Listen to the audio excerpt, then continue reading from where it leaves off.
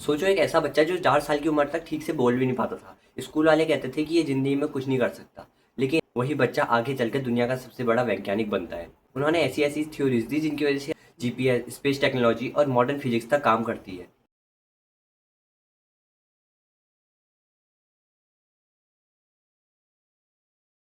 जी हाँ, मैं बात कर रहा हूँ the great philosopher of science doctor Albert Einstein की। लेकिन उनकी ज़िंदगी सिर्फ़ एक सफलता नहीं थी, उसमें गरीबी थी, स्ट्रगल था और एक ऐसा दिमाग जो कभी रुकता ही नहीं था। At Princeton University lives New Jersey's most famous foreign-born citizen, Professor Albert Einstein, who helped discover the atom bomb.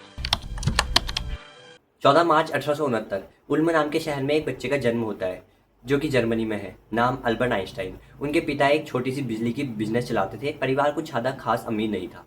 अब सुनो सबसे शॉकिंग बात। आइंस्टाइन बचपन में बहुत ज़्यादा चुप रहते थे, इतना कि लोग कहते थे उनका दिमाग ठीक से काम तक नहीं करता।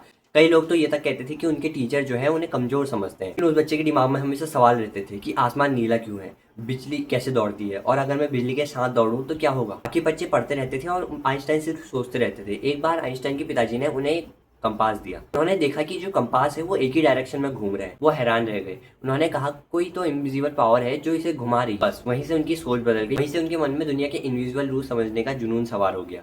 स्कूल में उन्हें रटकर पढ़ना पसंद नहीं था। वो हर चीज़ का रीज़न पूछते थे। कई बार टीचर परेशान भी हो जाते थे और कई बार डांट भी देते थे। कभी कभी तो टीचर ये तक कहते थे कि तुम जिंदगी में कुछ नहीं कर सकते। लेकिन आइंस्टाइन को इससे कोई फर्क नहीं पड़ता था। उन्हें नंबर से ज़्यादा सच्चाई खोजने में मजा आता था। बाद में उनकी पूरी फैमिली इटली शिफ्ट हो गई और आइंस्टाइन पढ़ाई के लिए ज्यूरिच पहुंचे, जो कि स्विट्जरलैंड का एक बहुत जाना पहचाना और बेहद खूबसूरत शहर है।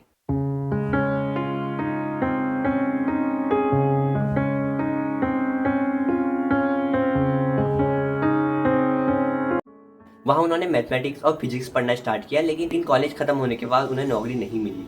सोचो इस दुनिया का सबसे बड़ा वैज्ञानिक नौकरी के लिए दर दर भटक रहा था। फाइनली उन्हें एक पेटेंट ऑफिस में छोटी सी जॉब मिली।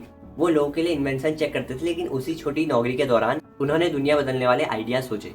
फिर आया ईयर 1905। इस ईयर को आज भी लोग आइंस्टाइन का मिरेकल ईयर मानते हैं। इस साल उन्होंने 4 ऐसे रिसर्च पेपर लिखे जिन्होंने फिजिक्स की दुनिया हिला दी। और फिर आया वो फार्मूला जिसे आज पूरी दुनिया जानती है।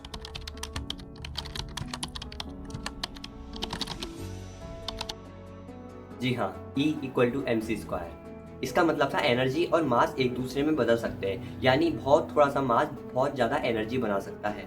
यही कॉन्सेप्ट आगे चलकर न्यूक्लियर एनर्जी और एटॉमिक बॉम्ब में तक इस्तेमाल हुआ।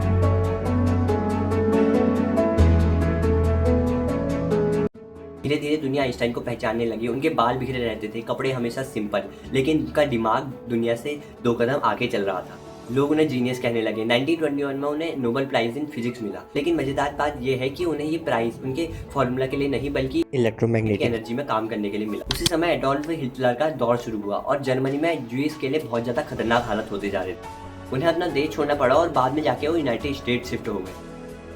लेकिन उनके मन में हमेशा एक डर था कि अगर गलत लोग साइंस का इस्तेमाल करें तो दुनिया बर्बाद हो सकती है। जब वर्ल्ड वॉर सेकंड स्टार्ट हुआ तब आइंस्टाइन को डर था कि जर्मनी पहले एटॉमिक बॉम्ब बना सकती है। उन्होंने अमेरिका को वार्निंग देने के लिए लेटर लिखा। बाद में जब हिरोशिमा और नागासाकी पे बॉम्ब गिराया गया तब आइंस्टाइन बहुत ज़्यादा दुखी हुए।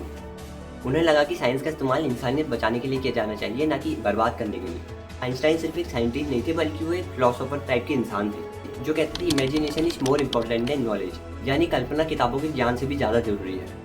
उनका मानना था कि सवाल पूछना कभी कम नहीं करना चाहिए। एंड 18 अप्रैल 1955 आइंस्टाइन इस दुनिया को छोड़कर चले गए। लेकिन उनकी सोच आज भी जिंदा है। आज भी जब कोई बच्चा आसमान को देखकर सवाल पूछता है या कोई साइंटिस्ट नई खोज करता है तो वहाँ कहीं ना कहीं आइंस्टाइन की सोच मौजूद होती है। तो दोस्तों, आइंस्टाइन हमें ये सिखाते हैं कि अगर लोग तुम्हें कमजोर समझे तो इसका मतलब ये नहीं है कि तुम कमजोर हो। कभी कभी दुनिया जिस इंसान को कमजोर समझती है वही इंसान इतिहास बदल देता है। और याद रखना, जीनियस पैदा नहीं होते, वो अपने सवालों से बनते हैं। Thank you so much.